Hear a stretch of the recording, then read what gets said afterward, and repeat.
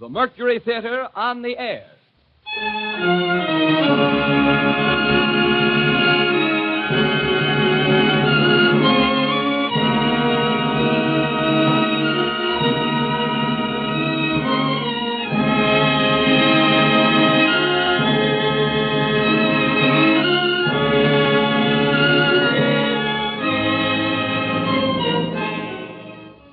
The Columbia Network takes pride in presenting Orson Welles and the Mercury Theater on the air in the third broadcast of a unique new series dramatizing famous narratives by great authors. This is the first time that a complete theatrical producing company has been brought to radio, and the Columbia Network again welcomes Mr. Welles and his associates to its own stations and to the stations of the Canadian Broadcasting Corporation coast to coast. Every week, Orson Welles invites our listeners to suggest their favorite titles. And tonight, at your request, the Mercury Theater on the air presents A Tale of Two Cities by Charles Dickens, with Orson Welles as Dr. Manette and Sidney Carton. A Tale of Two Cities.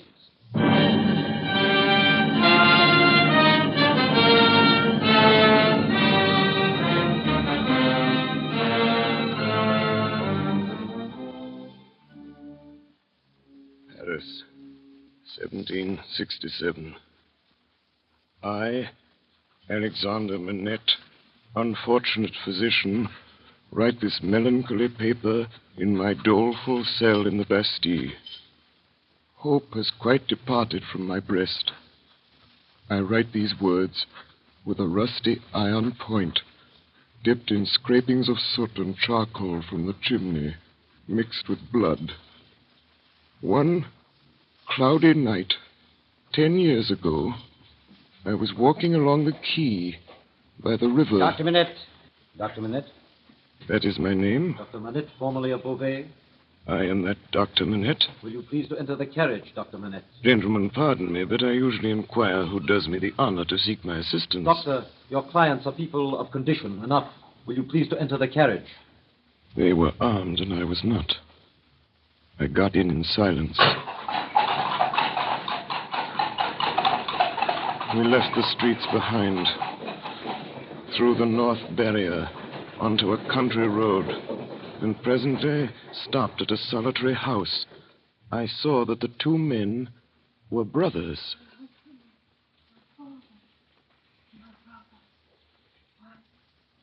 In an upper room, I found a patient in a high fever of the brain lying on a bed. She was a woman of great beauty and young, certainly not past 20. Her hair was torn and ragged, and her arms were bound to her side. My husband, my father, my brother. 1, 2, 3. How long has she lasted? It's about this hour last night. She has a husband, a father, and a brother? A brother. You are not her brother? I am not. My brother. 1, 2, 3, 4, 5. There is another patient. You had better see. Come. 7, 8. In a back room on some hay on the ground lay a handsome boy of not more than 17. His wound was a sword thrust, received from 20 to 24 hours before. He was dying fast. How was this done, monsieur? Crazed young common dog, a peasant, forced my brother to draw on him and has fallen by my brother's sword, almost like a gentleman. The boy's eyes moved slowly towards me. Have you seen her, Doctor? I have seen her. She is my sister, Doctor. She was a good girl, married to a good young man, too. One of his tenants. We are all tenants of his. But the Marquis of Saint-Amand saw her, and what do you think they did? He and his brother. You know, Doctor, that is among the rights of these nobles to harness us common dogs to carts and drive us. They so harnessed my sister's husband and drove him all day, and all night kept him on the grounds in the unwholesome nights, quieting the frogs so that their nobles' sleep might not be disturbed. And then back in the harness in the day. Taken out of harness one day at noon to feed, if he could find food. He sobbed 12 times. Once for every stroke of the bell, and died on her bosom. And then, when her husband was dead, that man took her away. I saw her pass on the road. I tracked him here, and last night I climbed in. A common dog, but a sword in my hand. I made him draw and fight with me. Common dog though I am. Where is he? He is not here. Marquis of St. Avramond. In the days when all these things are to be answered for, I summon you and yours to the last of your bad race to answer for them. I mark this cross of blood upon you as a sign that I do it. He put his hand to the wound in his breast, and with his forefinger drew a cross in the air. He stood for an instant with a finger yet raised, and as it dropped, he dropped with it, and I laid him down, dead. My husband, my father, my brother. I One. returned to the bedside of the girl. The sound of her voice never ceased. She lingered on for a week. Then, on the 8th day... Last she is dead? She is dead. I congratulate you, my brother. 5 nights later, toward 9 o'clock, a man in a black dress rang at my gate, demanded to see me, and softly followed my servant, Ernest Defarge, upstairs, into the room where I sat with my young wife. An urgent case, Doctor. Won't detain you long. I have a coach waiting. When I was clear of the house, a black muffler was drawn tightly over my mouth from behind, and my arms were pinioned. The 2 brothers crossed the road from a dark corner and identified me. Not a word was spoken. That coach brought me here to the Bastille. It brought me to my grave. If it had pleased God to put it in the hard heart of either of the brothers, in all these frightful years, to grant me any tidings of my dearest wife and my child, so much as to let me know by a word whether they are alive or dead, I might have thought that he had not quite abandoned them. But now I believe that the mark of the Red Cross is fatal to them, and that they have no part in his mercies. And them, and their descendants, to the last of their race, I, Alexandre Manette, unhappy prisoner, do, this last night of the year 1767, in my unbearable agony, denounce them to heaven and to earth.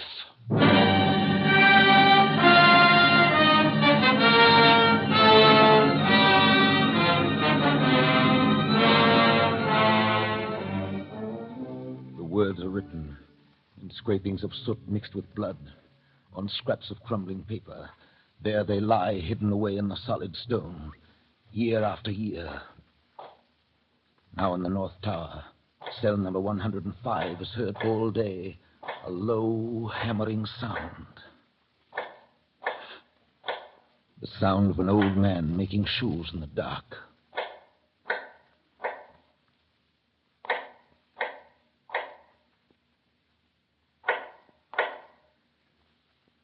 One day, after 18 years, the sound stops, and for a while, North Tower cell number 105 is empty.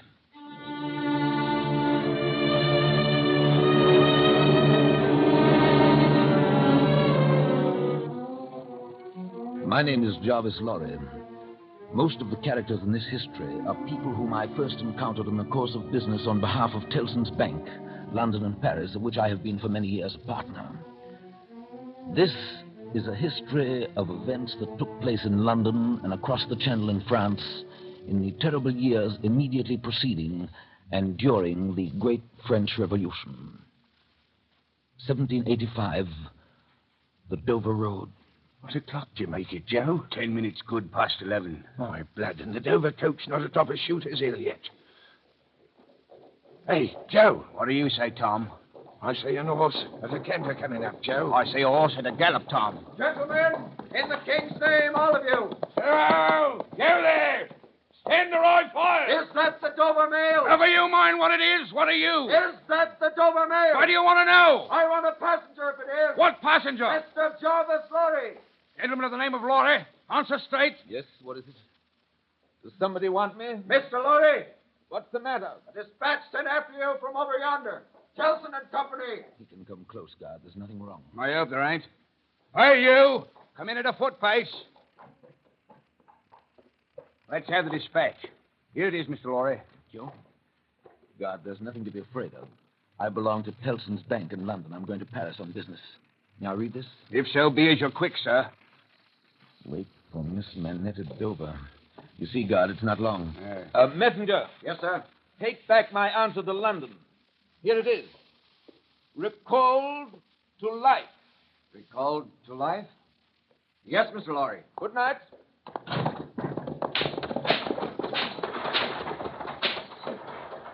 Tom. Hello, Joe. Did you hear that message? I did, Joe. What did you make of it, Tom? Nothing at all, Joe. Well, that's a coincidence, too. Well, that's just what I made of it myself. This way to the Calais packet. This way to the Calais packet. We sail with the tide, ladies and gentlemen. All aboard for Calais. Glad to have you with us again, Mr. Lorry. I'm expecting a young lady aboard, a Miss Manette. She may ask for Mr. Jarvis Lorry, or she may ask for a gentleman from Tellson's Bank. But when she comes, will you show her to my cabin? Very good, sir. We sail with the tide, ladies and gentlemen. All aboard for Calais. Miss Manette? Sit down, if you please. Thank you. Miss Manette, it's very difficult to begin. Miss Manette, I'm a man of business. I have a business charge to acquit myself of. The story relates to one of our customers. The story? Yes. One of our customers, a French gentleman, a scientific gentleman, a doctor. A doctor? Miss Manette, if your father had not died when he did, don't be frightened, miss. As I was saying, if Monsieur Manette had not died, if he had suddenly and silently disappeared, if he had been spirited away to some dreadful place, then the history of your father would have been the history of this unfortunate gentleman, the doctor of Beauvais. I entreat you to tell me more, sir. I will, I'm going to. Can you bear it? I can bear anything but this uncertainty. Miss Manette, your father has been found in the house of an old servant in Paris. We're going there. He is alive.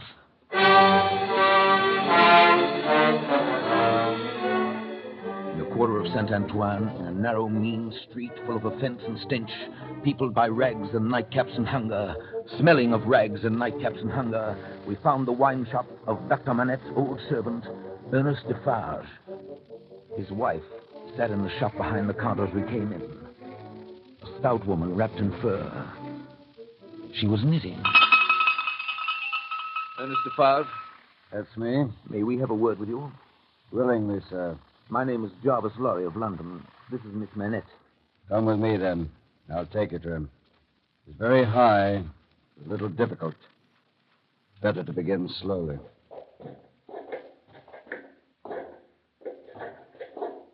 Is he always alone, then? Yes, His own desire? of necessity. He is greatly changed. Changed?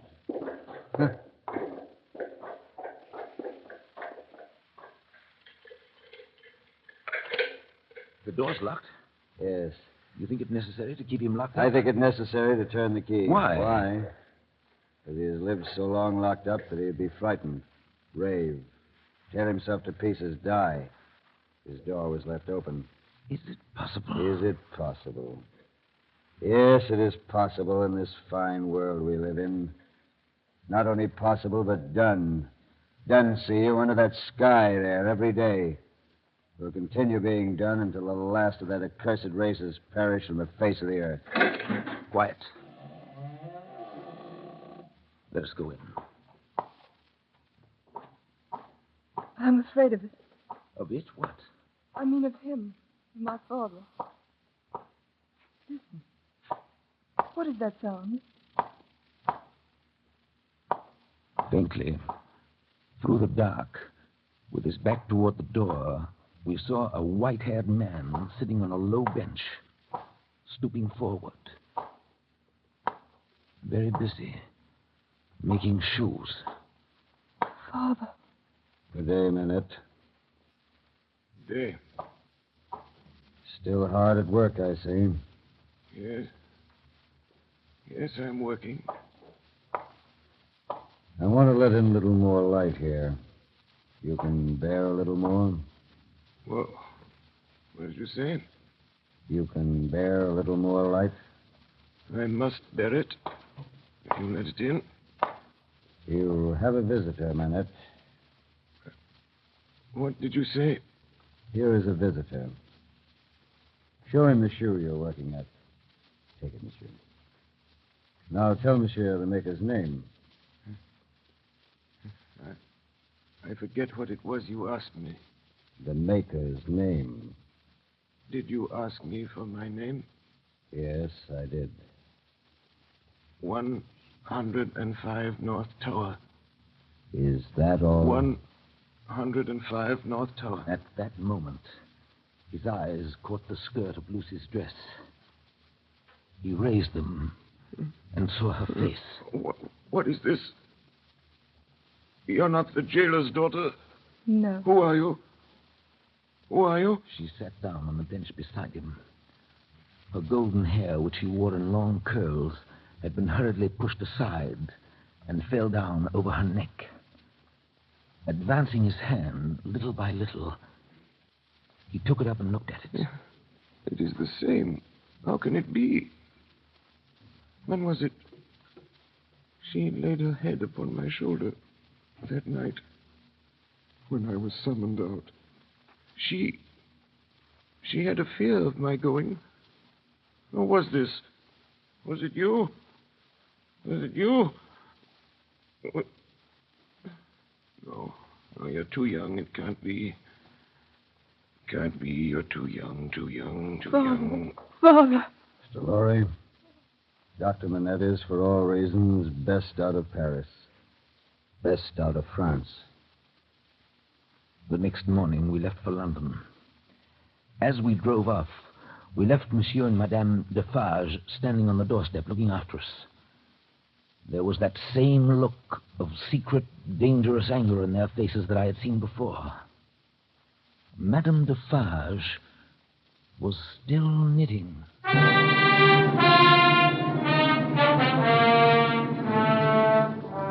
The next night we were in Calais. There we boarded the packet and after a rough voyage reached England in safety. I was to be reminded of that voyage. 5 years later, a trial was held at the Old Bailey at which I was summoned to appear in company with Miss Lucy Manette and Dr. Alexander Manette, all three of us, as witnesses for the Crown. His lordship exact. What's coming now? The treason case. The quartering one? He'll be drawn on an early wheel, he'll be off eggs. Then he'll be taken down and sliced before his own face. Then his head will be chopped off, he'll be cut in quarters. That's the sentence. If he's found guilty, you mean? Oh, they'll find him guilty. Don't be afraid of that. The prisoner was brought in. A young gentleman of about 25, well-grown and well-looking. He was very pale. For a moment, his eyes turned to where we sat. Then the indictment was read. Charles Darnay, you're a false traitor to our serene, illustrious, excellent Prince, our Lord the King, by reason of your having on divers occasions, by divers means and ways, assisted Louis the French King in his wars against our serene, illustrious, excellent Prince King George. That is to say, by coming and going between the dominions of our said serene, illustrious, excellent Prince, knows the said French Louis, and wickedly, falsely, traitorously. Prisoner, do you plead guilty or not guilty? Not guilty. I shall now prove, my lord, to the satisfaction of yourself in this jury, that the prisoner Charles Darnay, though young in years, is old in these treasonable practices, which today claim forfeit of his life. That this correspondence with our national enemy is not a correspondence of today, nor of yesterday, nor even of last year or the year before that. That as long as 5 years ago... First witness for the Crown, Mr. Jarvis Lorry. Jarvis Lorry. Mr. Lorry, are you a partner of Tellson's Bank? I am. On a certain night in November, 1775, did business occasion you to travel between Calais and Dover by the packet ship? It did. Mr. Lorry, look upon the prisoner. Have you seen him to your certain knowledge before? I have. When? At Calais that night, the prisoner came aboard the packet and made the voyage with me. At what hour did he come aboard? A little after midnight. In the dead of night, eh? Were you traveling alone, Mr. Lorry, or with any companion? With 2 companions, a gentleman and a lady. They're here. They're here!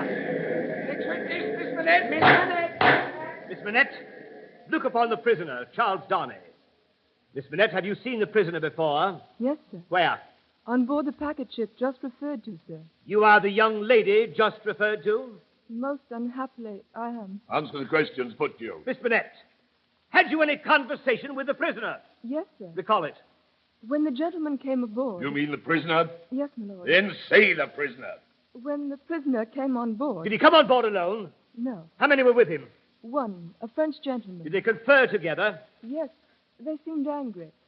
I thought I heard the prisoner say, "There is a curse on our house. You have brought a curse on our house." Miss Manette, the court is not interested in what you think you overheard. What conversation did you have with the prisoner? Soon after we started, he noticed that my father was very tired and in a very weak state of health. The prisoner was very kind and useful to my father. I hope I may not repay him by doing him harm today. The prisoner's conversation, Miss Manette. What did the prisoner say to you? He told me that he was traveling on business of a delicate and difficult nature, which might get people into trouble, and that he was therefore traveling under an assumed name. He said that in England, my father... Alexander Manette! Dr. Alexander Manette! Dr. Manette! Dr. Manette, look upon the prisoner. As the old man looked at Darnay, his face for an instant became frozen, as it were. It was a curious look, very intent, deepening into a frown of dislike and distrust, not even unmixed with fear. It passed so quickly that few could have noticed it. Dr. Manette, have you ever seen this prisoner before? Once when he called on us at my lodgings some 3 years ago. Can you identify him as your fellow passenger aboard the packet ship, or recall his conversation with your daughter? Sir, I can do neither. Is there any particular and special reason for your being unable to do either? There is. Has it been your misfortune to undergo a long imprisonment without trial in your native country, Dr. Manette? A long imprisonment. Were you newly released on that occasion? They tell me so. Have you no remembrance of the occasion? None. My mind is a blank. From some time, I cannot even say what time, I was employed in making shoes. That was in my captivity to... Excuse me, sir, to the time when I found myself living in London with my dear daughter here. I have no remembrance, no remembrance. Next witness! Next witness! Next witness! Next witness! Now things began to look black for the prisoner. The prosecution held that previous to that Friday night in November 5 years ago, Charles Darnay had visited a dockyard town on the south coast of England, and there collected information which he later delivered to the French authorities in Calais. In proof of this, the star witness, who had every appearance of being himself a paid spy, now took the stand and identified Charles Darnay as having been at the precise time required in the coffee room of a hotel in that dockyard town, waiting for another person. On this point, counsel for the prisoner tried in vain to shake him. And that is the only time you ever saw this prisoner? Yes, Your Honor. You never saw him before or since? No, Your Honor. No. Now, a curious thing happened. A gentleman who had been sitting off by himself all this time, staring up at the ceiling of the court, suddenly came to life, removed his wig, wrote a word or two on a little piece of paper, and tossed it to the prisoner's counsel, who opened it, and then looked with great attention and curiosity at the prisoner. You say again you are quite sure that it was the prisoner? Oh, quite sure, Your Honor. Did you ever see anybody very like the prisoner? Oh, no, Your Honor. Do you think there could be anybody so like the prisoner that you could be mistaken? Oh, no, Your Honor. But if there were, you would then admit that you might have been mistaken. Huh? Oh, yes, Your Honor. Very well. Look upon Mr. Sidney Carton, my learned friend there, without his wig, and then look well upon the prisoner. How say you? Are they not very like each other? God, like as two peas in a pod. 2 peas. It ain't natural.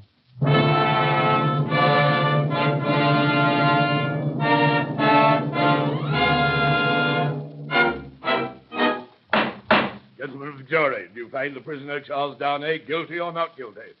Not guilty. Order in the court! Can't you behave yourself? The lights were nearly all out in the passages, as I left the court with the prisoner, Charles Darnay. There, leaning against the wall in the dark, stood Sidney Carton. There was wine on his breath. Oh, Mr. Lorry. Men of business may speak to Mr. Darnay now. Sir, we men of business are not free. I know. Don't be upset, Mr. Lorry. You're as good as another, I have no doubt. Better, I dare say. Indeed, sir. I really don't know what you have to do with the matter. If you'll excuse me for saying so, I really don't know that it's any of your business, Mr. Carton. Business? Bless you, I have no business. It's a pity you haven't, sir. I think so, too. If you had, perhaps you would attend to it. Lord love you, no. I shouldn't. Mr. Darnay, good night. God bless you, my boy. I hope you've been this day preserved for a prosperous and happy life. Thank you, sir. Good night. Good night, my boy. Good night. Mr. Darnay. Yes? Mr. Darnay, this is a strange chance that throws you and me together. This must be a strange night to you, standing alone here with your counterpart on these street stones. I hardly seem yet to belong to this world again. I feel quite faint. Then why the devil don't you dine? Let me show you the nearest tavern to dine well at. Come on.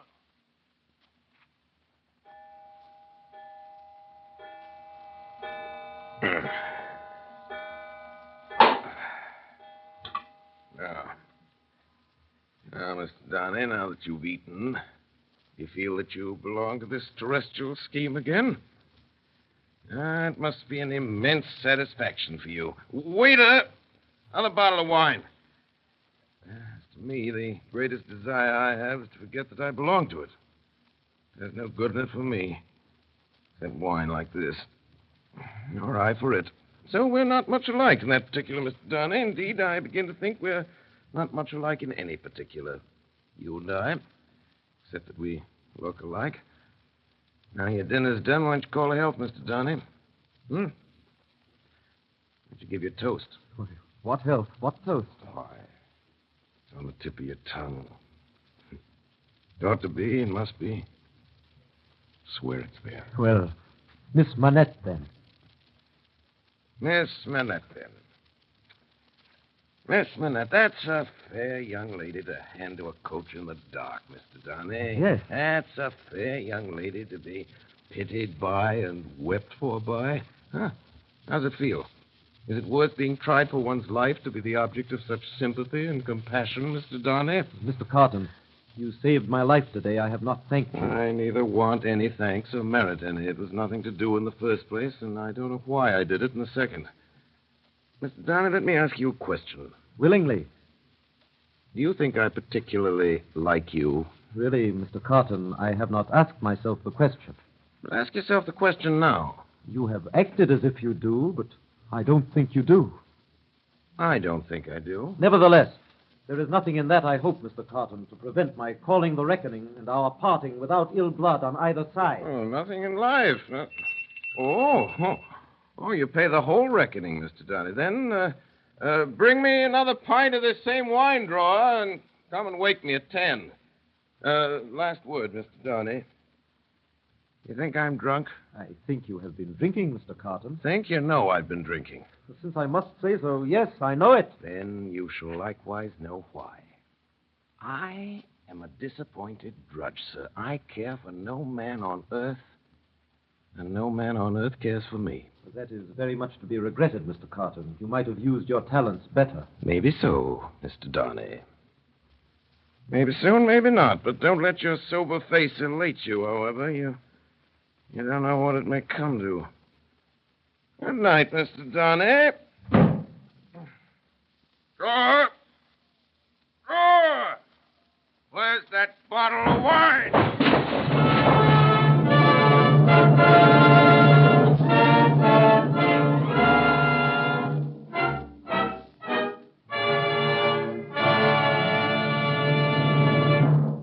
You are listening to the Columbia Network's presentation of Orson Welles and the Mercury Theater in Charles Dickens' Tale of Two Cities. We pause a moment now for station identification. This is the Columbia Broadcasting System.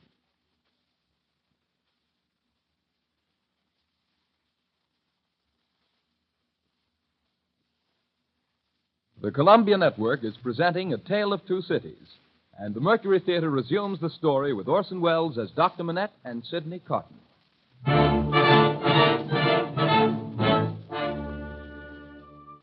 A pretty pattern. You think so? Strange, too. It looks like many names knitted there. But that can't be. No, that can't be. May I ask what it's for? Pastime? Not for use. That depends. I may find a use for it one day. Who knows? If I do, well, I'll use it. Madame Defarge. Yes? I have news that may interest you. News from England. Dr. Manette. Yes? I perceive you know the name. Yes. His daughter, Miss Manette, is going to be married in England. There is a curious thing about this marriage. Yes? What it comes to is this. Miss Manette, daughter of Dr. Alexander Manette, is going to marry the Marquis de Saint-Evremond. Oh. I perceive you know that name, too. Yes. In England, of course, he does not go under that name. He is called Mr. Charles Darnay. Mr. Charles Darnay. Defarge. Yes. What is it? Is it true, do you think, what he said of Mademoiselle Manette? If it is. If it is true, then when our day does come, I hope for her sake destiny will keep her husband out of France. Her husband's destiny will take him where he is to go, and will lead him to the end that is to end him. That is all I know. Madame Defarge sits there knitting names into a scarf. Noble names. Lausanne, Lamballe, Guise, Saint-Evremond. Darkness is closing around. And then comes the ringing of the church bells. She sits knitting. Another darkness is closing in when the church bells will soon be melted into thunder cannon, when the drums shall be beating to drown a wretched voice.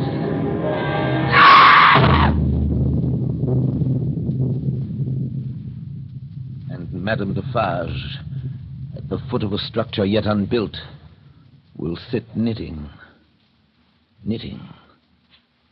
counting dropping heads. London, 1789.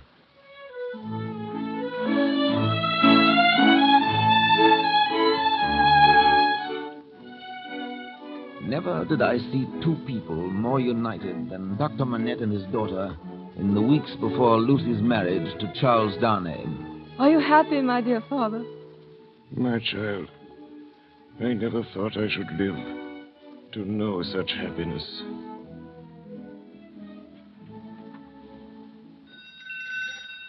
An occasional visitor to their house in Soho Square was Sidney Carton. He was not improved in habits, or in looks, or in manner. His air of debauchery was as if, even more pronounced, and it seemed to me that he was behaving with even less delicacy than usual when he presented himself one afternoon, only a few days before Lucy's marriage, and asked to see Miss Manette alone. He was shown upstairs. Miss Manette, will you hear me? Yes, Mr. Carton. Miss Manette, I know very well that you can have no tenderness for me. I ask for none. I'm even thankful that it cannot be. Without it, is there nothing I can do for you, Mr. Carton? All you can ever do for me is done. I wish you to know that in the last dream of my soul, in my degradation, I've not been so degraded, but the sight of you with your father and of this house has stirred old shadows that I thought had died out of me. A dream, all a dream that ends in nothing and leaves the sleeper where he lay down. But I wish you to know that you inspired it. Will nothing of it remain? No, Miss Manette. No. No, I shall never be better than I am. I'm like one who died young. All my life. Might have been. Don't be afraid. I'll never refer to this again, only in the hour of my death I shall hold sacred this one good remembrance. That my last avowal of myself was made to you, and that my name and faults and miseries were gently carried in your heart. You believe this of me, Miss Minette? I do. And this, too, believe. For you and for any dear to you, I would do anything. Remember sometimes. Remember that there is a man who would give his life to keep a life you love beside you. Goodbye, Lucy. Goodbye.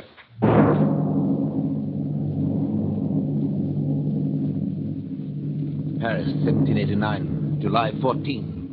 In the quarter of Saint Antoine, something is happening. In the narrow, mean streets, smelling of rags and nightcaps and hunger, all night crowds have been stirring. Soon after dawn, Madame Defarge puts down her knitting. Defarge, at last it has come. Yes, our day has come. Saint Antoine this morning is a vast, dusky mass of scarecrows heaving to and fro, with gleams of light above the billowy heads, where steel blades and bayonets shine in the sun. Now the mass begins to move. Patriots and friends, we are ready. To the Bastille.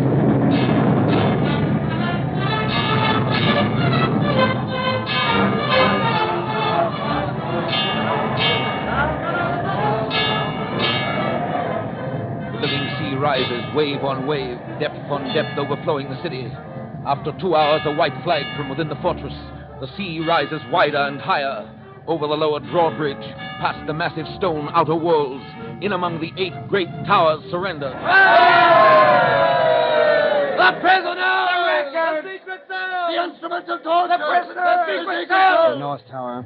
What is the meaning of 105 North Tower? Quick. It is a cell, citizen. Show it to me. There is something hidden there that I must find. Pass this way, Citizen Defarge. 3 years go by. The King of France and the Queen of France have paid with their lives for the suffering of the people. Day after day, fresh victims are driven through the streets of Paris to feed this new monster which lives on human blood, the guillotine. And at its foot, day after day, sit the women, knitting. London, 1792. The headquarters and the great gathering place of those who fled from France in those troubled years was Tellson's Bank. Letter for Marquis de Saint-Aubin. Here. Vicomte de Lille. Vicomte de Lille. Arrested at Calais. Executed. Baron de Neuville. Arrested. Executed. Marquis de Saint-Evremont. Marquis de Saint-Evremont. Here. Mr. Darnay. I'll take it. Charles Darnay. I didn't know that you were I'll familiar take with... charge of the letter, Mr. Lorry. You know where to deliver it? I do. If there's any answer, I'll let you know. Monsieur, heretofore the Marquis Charles de Saint-Evremont. I have been seized and brought to Paris.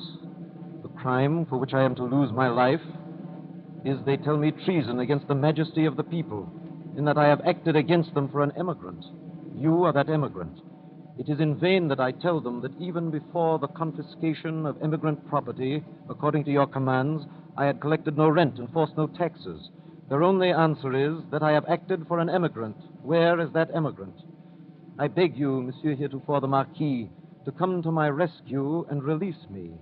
I pray you, be true to me, your poor servant. Yes, Darnay? I have the answer to that letter. So soon? It is to a prisoner in the La Force prison in Paris. And what is the message? Simply that he has received the letter and will come. 3 days later, a few leagues out of Calais, on the Paris road, Charles Darnay was arrested. Citizen, I beg you to observe that I came here of my own free will, in answer to that written appeal that lies before you. Is that not my right? Right. Immigrants have no rights. You're consigned, Evremont, to the prison of La Conciergerie. Just heaven, under what law? For what offense? We have new laws, aristocrat, and new offenses since you were here.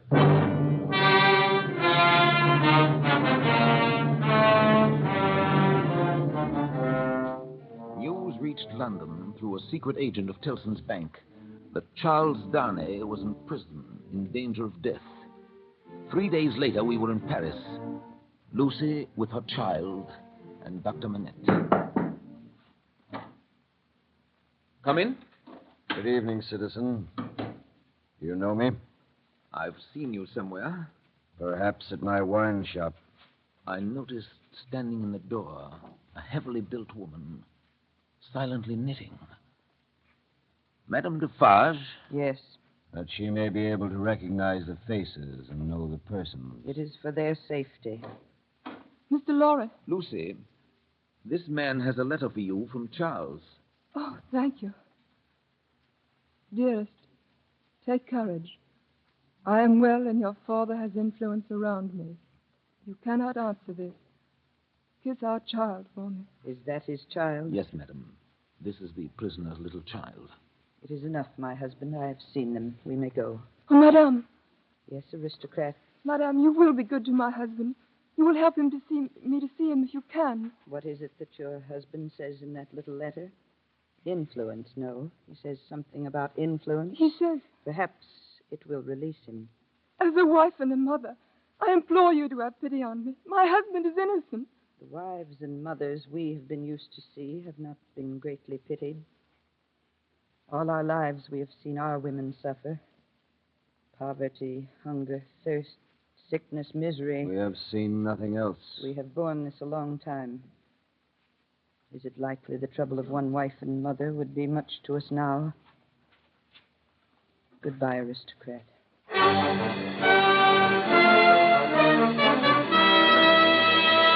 Evremont, call Darnay! Charles Evremont, call Darnay! Prisoner, is it true that you have lived many years in England? That is true.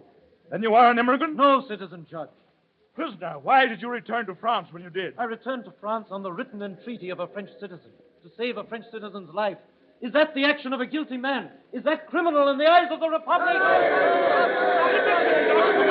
Citizen Dr. Manette, take the stand. Dr. Manette, do you know this prisoner? I do.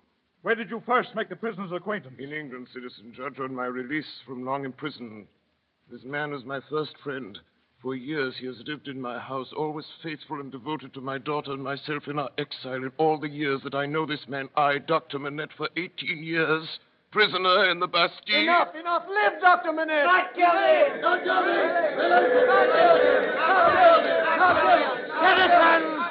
Citizens! Wait!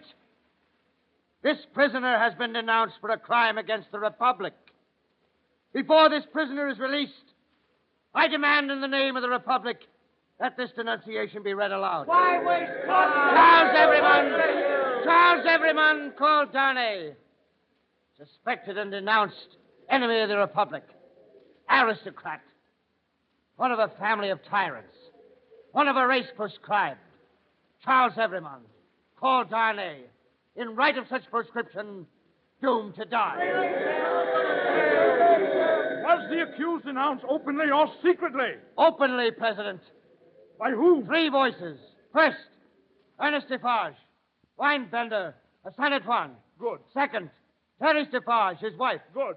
Third, Alexander Manette, physician. President, I protest this is a forgery and a fraud. The accused is the husband of my daughter, who says that I denounced the husband of my child. Citizen Manette, be still. If the Republic should demand of you the sacrifice of your child, you would have no duty but to sacrifice her. Be silent!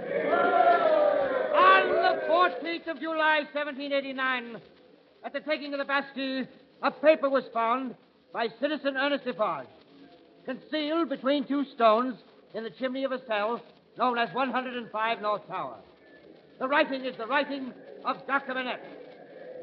I, Alexander Manette. Let it be read! I, Alexander Manette, unfortunate physician, write this melancholy paper in my doleful cell in the Bastille. Hope has quite departed from my heart. I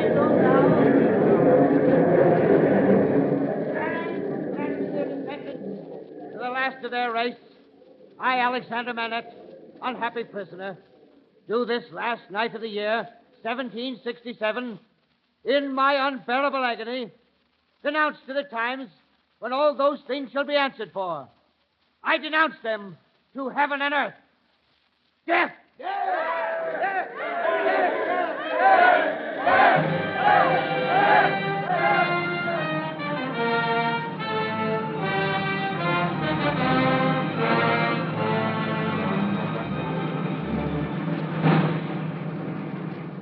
All day, tumbrils go through the streets, feeding the guillotine, and at its foot, splashed with blood, sit the women knitting late into the night, counting dropping heads.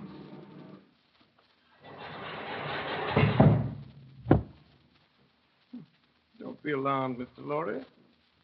Don't be alarmed. I'm quite sober. Sidney Carton. Now, Mr. Lorry, listen carefully to what I have to say. But, Carton... Don't waste time asking questions. First, Mr. Lorry, here is the certificate which enabled me to pass out of the city. You see, Sidney Carton, an Englishman. Yes? Yes. Keep it for me until tomorrow. I have arranged to see Charles Darnay in prison in the morning, and I'd better not take it with me. Do you understand? Why not? I prefer not to do so. Now, take this paper. It's a certificate enabling Dr. Manette and his daughter and her child at any time to pass the barrier on the frontier, you see? Yes, but there... You can buy the means of traveling the coast as quickly as the journey can be made. You have money. Order your horses to be ready at 2 in the afternoon. Well? It shall be done. Tell Lucy tonight, for the sake of her child and her father, tell her and press upon her the necessity of leaving Paris with them and with you at that hour. Tell her it was her husband's last wish.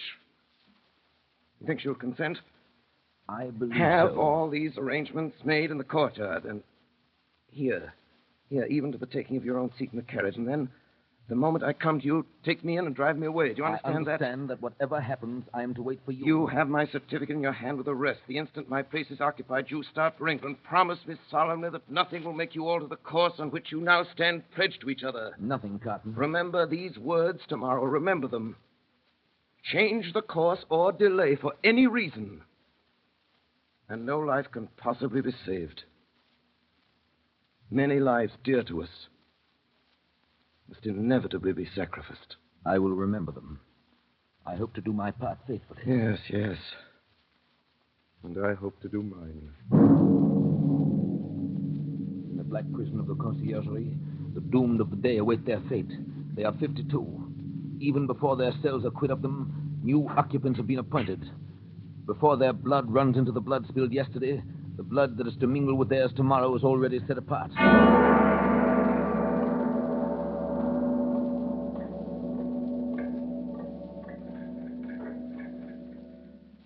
Is this the one? Yes, this is the one.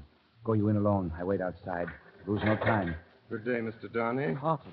Once more we meet. Are you a prisoner, too? No, I happen to be possessed of a power over one of your keepers here. I come from your wife, Darnay. I bring you a request from her. What is it? A most secret, earnest, pressing entreaty. No time to ask me why I bring it or what it means. I have no time to tell you. You must comply with it. Take off these boots you wear and draw on mine. Here's a chair. Now, hurry. Draw on these boots of mine. Put your hands to them. Put your will to them. Quick! Carton, there's no escaping from this place. It can never be done. You'll only die with me. It's madness. It would be madness if I asked you to escape, but do I? Of course not.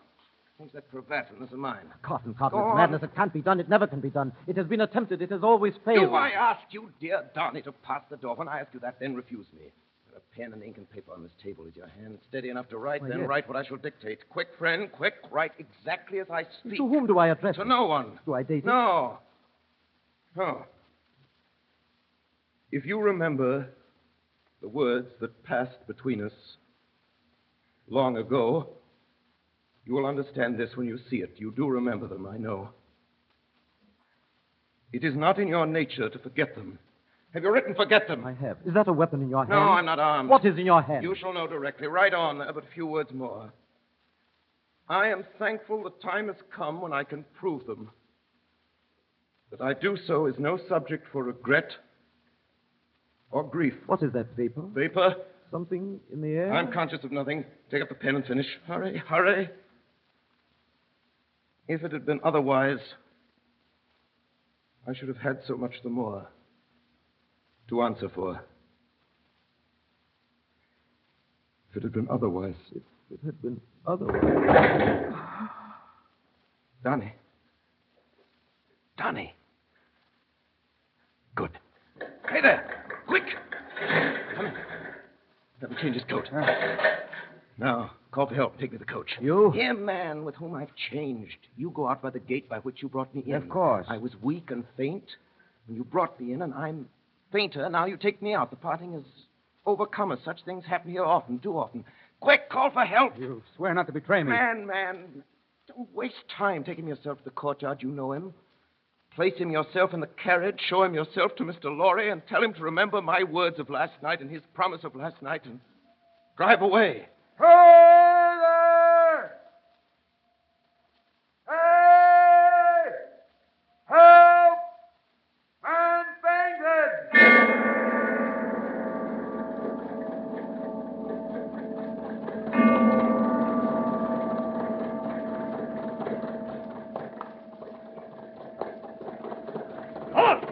Who goes there? Who's inside? Papers? Alexandre Manette, physician, French. Lucy, his daughter, French. Lucy, wife of Evremont. Is that right? Huh. Evremont has an appointment elsewhere today, I believe. Lucy, their child, English. Sidney Carton, lawyer, English. English lawyer appears to be sleeping. Jarvis Lorry, banker, English. Go ahead, you can depart, citizens. A good journey.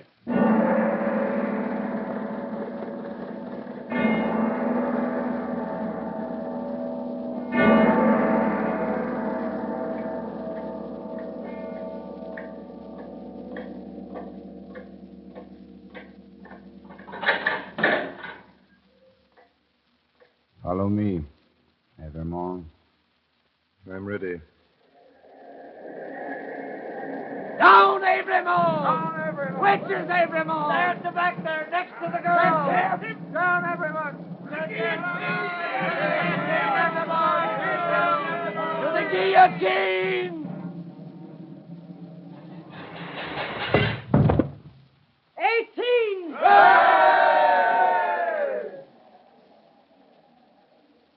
Citizen Evermond, do you remember me? I'm a poor little seamstress who was with you in the prison. Huh? Oh, true, I forget. What were you accused for? Plot. Is it likely?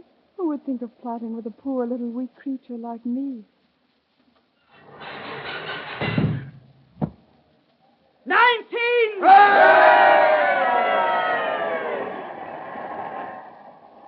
I'm not afraid to die, but I've done nothing. Citizen Evermond, will you let me hold your hand? I'm not afraid, but I'm little and weak. It will give me more courage. 20!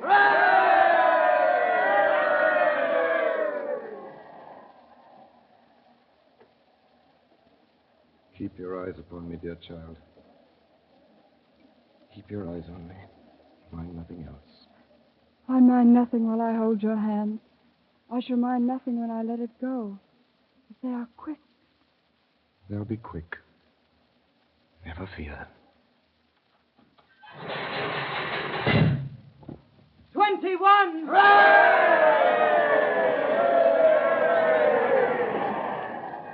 Has the moment come?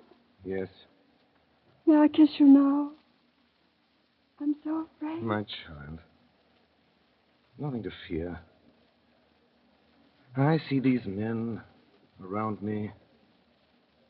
Long ranks of the new oppressors who've risen on the destruction of the old, perishing by this same instrument of retribution before it shall cease out of its present use. I see the lives for which I lay down my life. Peaceful, useful, prosperous, and happy in that England which I shall see no more. You know, I see her father restored and faithful to all men in his healing office and at peace. I see her at this moment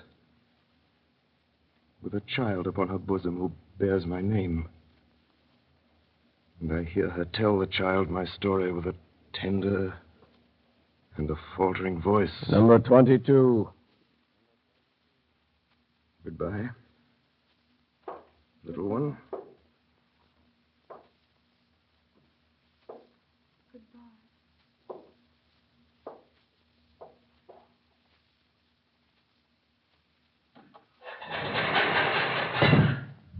22!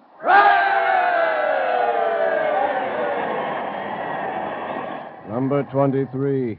Right, citizen.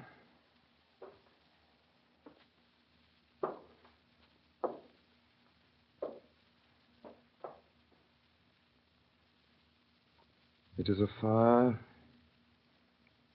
far better thing that I do than I've ever done. It is a far, far better rest that I go to than I have ever known.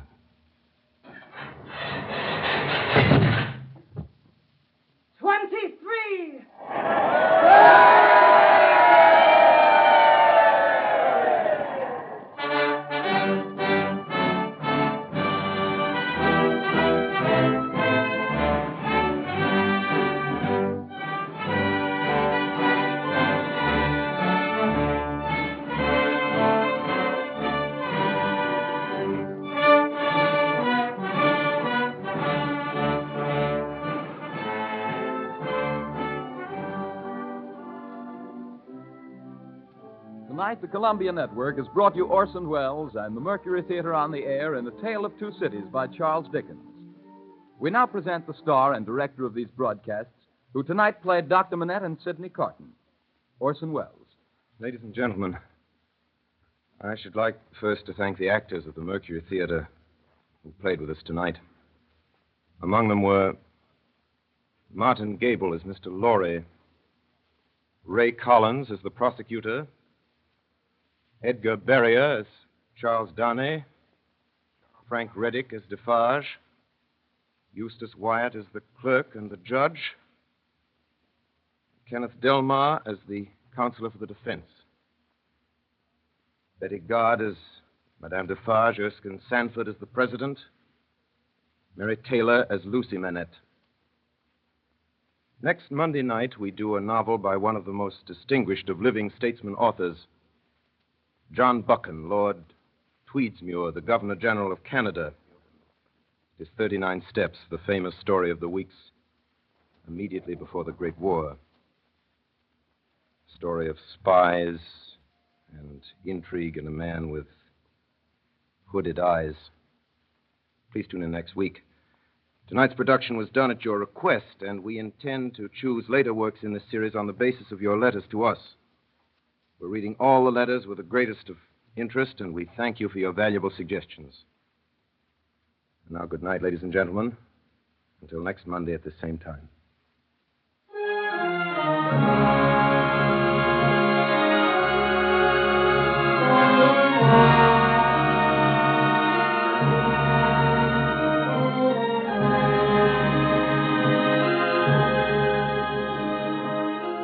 Tonight's production by the Mercury Theater on the Air was heard on both the CBS network and through the stations of the Canadian Broadcasting Corporation.